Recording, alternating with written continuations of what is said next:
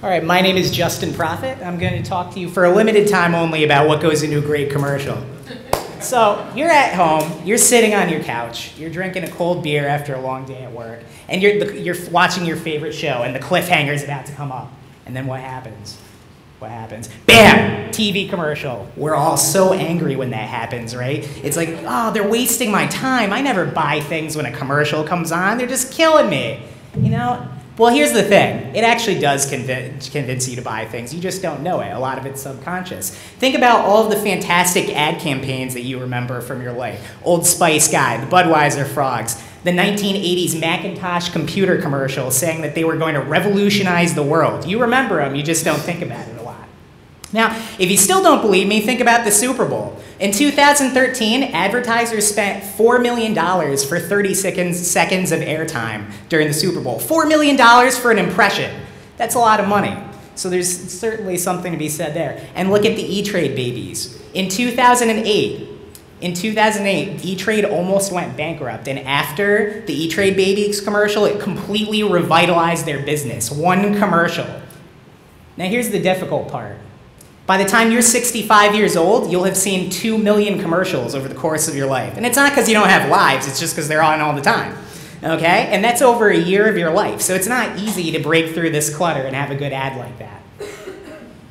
Now, I work for an advertising research company where we've tested thousands and thousands of ads to see what makes an ad work and what are the ingredients that go into it. It's kind of like putting together a sandwich. You have to have your bread, you have to peanut butter, jelly, you got to put all your ingredients together. The one thing to keep in mind is that it's part strategy and part creativity. If you're creative but you don't have any strategy going into it, you don't have a chance. But if you've got all strategy and you're not creative at all, again, your ad has no chance at breaking through the clutter.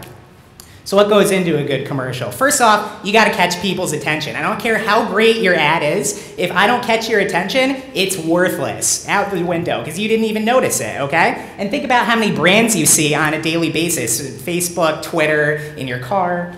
Now, there are ways to catch people's attention. Think about Aflac. I mean, that's irritating as heck, right? But it catches your attention. Or the Geico commercials, they're really funny. You could throw in a cute puppy, babies, things like that. People love babies, right?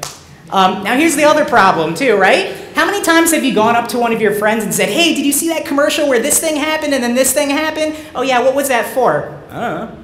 All right, that doesn't work either. You have to remember the brand or else again, you won't get credit for what happened. So you think you've got it, right? I caught your attention, you remember the brand, game over, right? No, because the main purpose of a commercial is to get you to buy something, right? That's why we're paying all this money for a Super Bowl ad.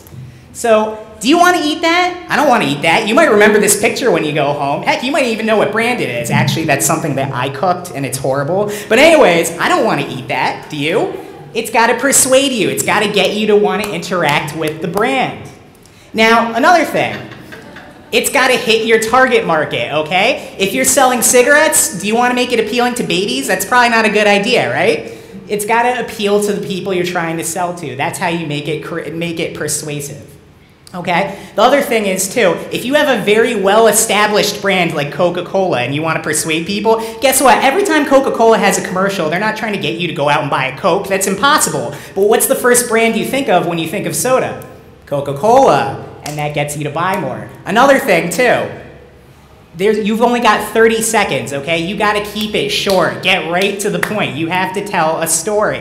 And you have to tell it fast and not share too much information because otherwise you're going to distract your viewers. Now, back in the 1950s during Mad Men, Don Draper, you know, all that stuff, right? There were only 40 television channels, so the world was a lot simpler in some ways. Now you got the internet. Now you got things going viral, you got all these Twitters and everything. Well, guess what? If you can make an ad go viral, that's actually a very persuasive way of getting people to buy things. If you have an ad that people are sharing and people are interacting with on their Facebook and things like that, that's a very powerful tool to also persuade people. So it sounds easy, right? All you gotta do is, you know, catch people's attention, persuade them to buy something, and maybe go viral. No big deal, right? Well, actually, it is a big deal. That's why after 2 million commercials, you're only going to remember a handful by the end of your life, because this is very difficult. And the last thing to keep in mind is this. Some ads are freaks of nature, and there's no reason they should be good at all. They break every possible rule, and sometimes that's the reason why you love them. Thank you very much.